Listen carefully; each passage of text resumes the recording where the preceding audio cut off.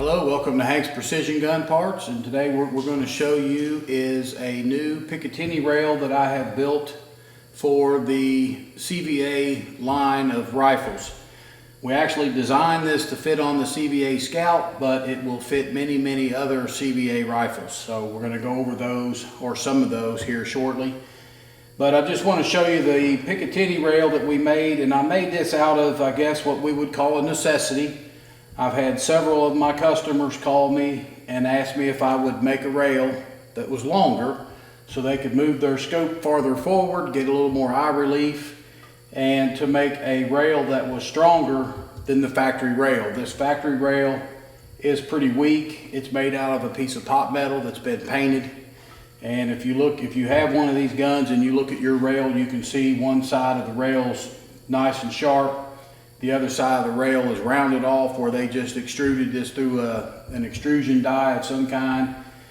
And it's just a cheaply made rail. So we've improved that rail quite a bit by making a new rail. I'm going to go ahead and open it up. When you get your rail, it'll come in a little plastic tube like this, caps on both ends, and it's pretty much ready to install on your CVA rifle that you have. So I'm going to install this for you, show you how I would do it if I was you. Not the only way it can be done, but this is the way I would put it on my rifle if I was going to mount it for myself. So the rail is made from 70-75 aluminum. We made it a little bit thicker than the factory rail to add some extra strength. And the reason we did that is because it cantilevers out the front, so there's really no support out here. Once you get past these screw holes, the barrel starts to get smaller.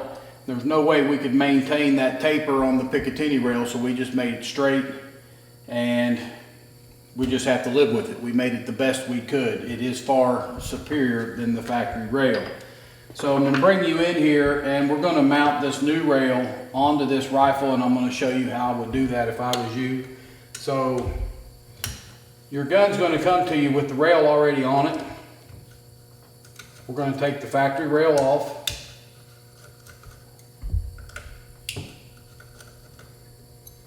And we're going to reuse the factory screws. So we're going to dump those out in this little tray. Here's the factory rail, and you can see how thin it is in the back. Here is my aftermarket rail. It has a much wider footprint. It's thicker. It's heavier duty. Weight-wise, they weigh about the same because this is metal and this is aluminum. So this thing here is made out of some type of pot metal, and this one is aluminum. In the very front of the rail, there's a set screw. You're going to use that set screw to lock it down and take out any flex from where it's cantilevering over the front of the screws. From the factory, there's going to be oil on the barrel. So you're going to want to take a paper towel of some kind and some type of a solvent. And I went in and got a little bit of lacquer thinner, put it in this cup, and we're going to wipe off the top of this barrel. Don't have to get crazy with it, just wipe it down. We're going to do the same thing with the bottom of the Picatinny rail. That's all you got to do there. And then this rail is going to sit right there just like that. And out here is where it's going to cantilever, because just about right there, the barrel starts to taper down. So we've got a few thousandths clearance under the front of the rail. Now all of you guys know that I'm not a big fan of bedding rails to an action. But in this case, we're going to use a little bit of bedding compound. So I have got some DevCon epoxy mixed up, and it's not going to take very much. Just about that much on the end of the screwdriver there, if you guys can see that. And we're going to put that right here. So right where that set screw was, we're going to put a little dab of epoxy. You could use Marine Tex, you could use DevCon 5-minute clear epoxy, whatever you want to use.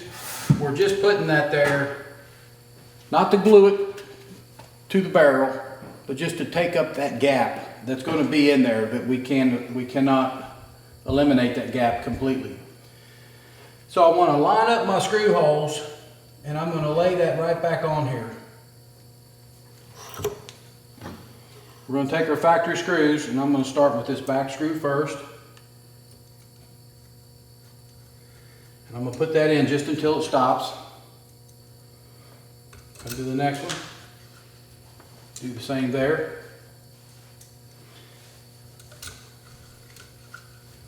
I also don't put any type of Loctite on my screws. You guys could use blue Loctite if you want to. I don't use it. I just tighten the screw up. If it's tightened properly, everything's cleaned properly, you don't need Loctite. They're not going to come loose. So there it is. That's as tight as you're going to make those screws. Then this front Allen screw here, I believe this is a 5/64 Allen wrench. You're going to take that and you're just going to turn this down until it makes contact with the barrel. And that's it. You're done. You don't want to sit there and turn that screw, because you could turn that screw several turns and it would raise the front of your Picatinny rail up. You don't want to do that. You just want to turn it till it touches the barrel. So now that that is done, if you have any glue that comes out from underneath the side of the Picatinny rail, just take a Q-tip and wipe it off. Now I didn't have any hardly come out that side, but I do have a little on this side. So we're going to wipe that glue off with a Q-tip. If it takes more than one Q-tip, just grab you another one, but this one's pretty much done. So that's it, fellas. That's how I would mount the CVA rail onto one of these guns. The new CVA rails that we're making, they are available on the website for purchase, and we're going to go over some other rifles that they will fit here in just a second. Okay guys, so now we're down to the CVA Optima. I'm not going to mount this rail on each one of these guns that we talk about, but I am going to verify that they will mount on here and that the screw holes line up. So here you go. Here is a pick rail for the CVA Optima. Okay guys, we're back with another gun here. This is the CVA Wolf, and this is my Picatinny rail. And it will bolt on there with no problem. Now I didn't mention it earlier, but if you guys are still with me watching the video, these rails are made to the 1913 military spec for Picatinny rails. So if you want to use a good quality Picatinny style ring, it will mount onto this rail. It will not mount onto the factory rail that you get from CVA. These are made for the Weaver style rings, which is a lot weaker. They're not nearly as strong as a Picatinny style ring. So that's another advantage to switch over and put this rail on your rifle. Okay guys, we're back now. We've got a CVA Acura up here on the table, and the rail will fit on an Acura, but you're going to have to remove the front sight if your rifle is equipped with a front sight. I know they're available with or without. I think all of these guns are probably available with the fixed sights on them. So if you do have fixed sights, you'll have to remove them. That's not a big deal. You just take them out, slide this forward. It's only about 1/2 of an inch too long, but it will work. The other rifle that I know for sure that this is going to work on is a CVA Hunter. I don't have one of those in the shop right now to physically put it on there, but it's exactly the same. I can guarantee if you have a CVA Hunter and you buy one of these rails, it's going to fit. So there you have them, fellas. They're on the website at hanksprecisiongunparts.com. If you need one, pick them up while they last. They are in limited supply. So till next time, we'll catch you later.